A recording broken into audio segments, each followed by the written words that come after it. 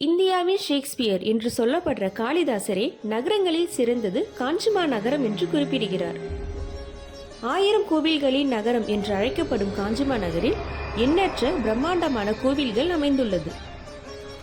காஞ்சி என்றதும் பலருக்கு நினைவிற்கு வருவது காஞ்சி காமாட்சியம்மன் கோவில். இருப்பினும் காஞ்சிபுரத்தில் முக்கிய சிவாலயங்கள் மற்றும் விஷ்ணு தலங்கள் அமைந்துள்ளது.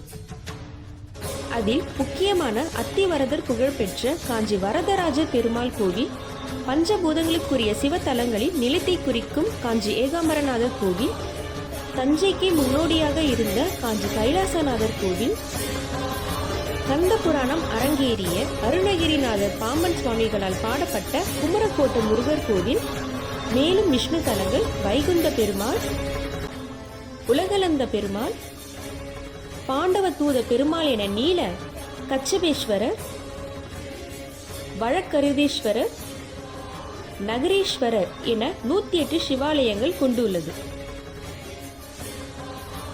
வரும் பதிவுகளில் ஆன்மீக பிரிவில் ஒவ்வொரு கோவில்களையும் அதன் சிறப்புகள், தல வரலாறு பலன்களையும் பார்க்க போகிறோம். இந்த பதிவில் காஞ்சி காமாட்சி அம்மனை பற்றியும் தல வரலாறு, சிறப்புகள், அமைவிடம், பலன்கள் பற்றியும் பார்க்க போகிறோம். வாங்க வீடியோக்குள்ள போலாம்.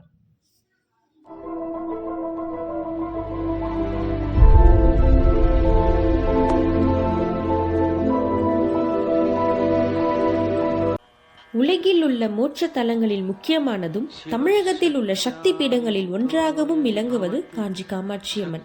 இங்கு அம்பிகை தாயாகவும் குழந்தையாகவும் தன்னை தேடி வரும் பக்தர்களுக்கு வரங்களை அள்ளித்தரும் அற்புத தெய்வமாக அருள் புரிகிறார். இத்திருத்தலத்தில் காமாட்சியம்மன் ஆதிசங்கரால் பிரதிஷ்டை செய்யப்பட்ட ஸ்ரீ சக்கரத்தின் முன் அமர்ந்து காட்சி தருவதால் பக்தர்களின் அஞ்ஞானத்தை போக்கி ஞானம் அளிப்பவளாக விளங்குகிறார். கருவறையில் பத்மாசன கோலத்தில் அமர்ந்து 4 திருக்கரங்களுடன் காட்சி தரும் அன்னையின் முன் 2 கைகளில் கரும்பும் வில்லும், பின்னிரு கைகளில் வில் மற்றும் அங்குசமும் வைத்த நிலையில் கருணைய வடிவமாக மங்கள ரூபிணியாக காட்சி தருகிறார். காயத்ரி மண்டபத்தில் அமைந்துள்ள அன்னையின் கருவறையை சுற்றி சிவன், விஷ்ணு, பிரம்மர் ஆகியோரின் சக்திகள் அடங்கிய திரித்துவத்தால் சூழப்பட்டுள்ளது.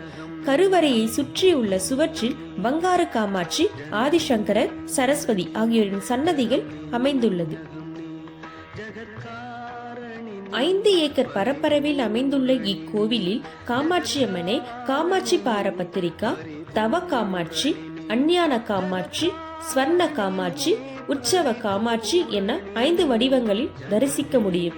108 திவ்ய தேசங்களில் ஒன்றான திருக்கல்வனூர் பெருமாள் இங்கு வைக்கப்பட்டுள்ளார். இக்கோவிலில் சூரியன், சந்திரன், குபேரன் உள்ளிட்ட ஏராளமானோரின் சன்னதிகள் உள்ளது. கிபி 5 முதல் 8ஆம் நூற்றாண்டில் பல்லவ மன்னர்களால் கட்டப்பட்டுள்ளது. இந்து அறநிலையத்துறையால் பராமரிக்கப்படும் இக்கோவில் காமகோடி பீடத்தின் தலைமையிடமாகவும் விளங்குகிறது. காஞ்சி காமாட்சியம்மனை வழிபட்டால் வேண்டிய வரங்களும் ஐஸ்வர்யங்களும் கிடைக்கும் என்பது நம்பிக்கை.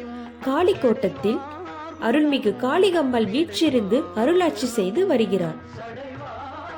அம்மனின் திருவடியில் நவகிரகங்களும் அடங்கியிருப்பதால் இங்கு வழிபடுவர்களுக்கு நவகிரக தோஷம் ஏற்படுவதில்லை. மேலும் அகத்தியர் துர்வாசகர் சன்னதியும் இங்கு உள்ளது. இக்கோவிலில் தல விருட்சமாக மாமரம் உள்ளது.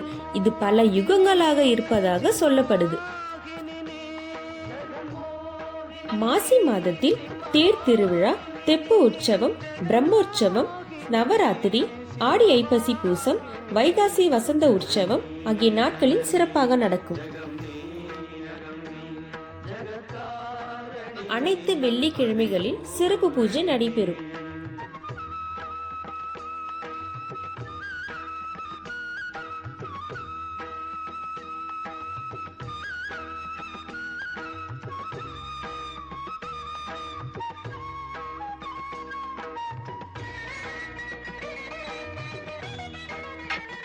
திருமண வரம், குழந்தை வரம் ஆகிய இரண்டும் இந்த கோவிலுக்கு வரும் பக்தர்களின் முக்கிய வேண்டுதல் ஆகும்.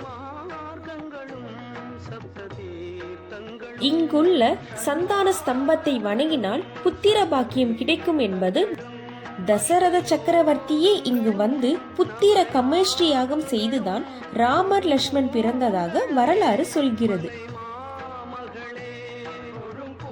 வேண்டுதல் நிறைவேறினால் அம்மனுக்கு அன்னதானம் அபிஷேகம் செய்து வேண்டுதல் நிறைவேற்றுவார்.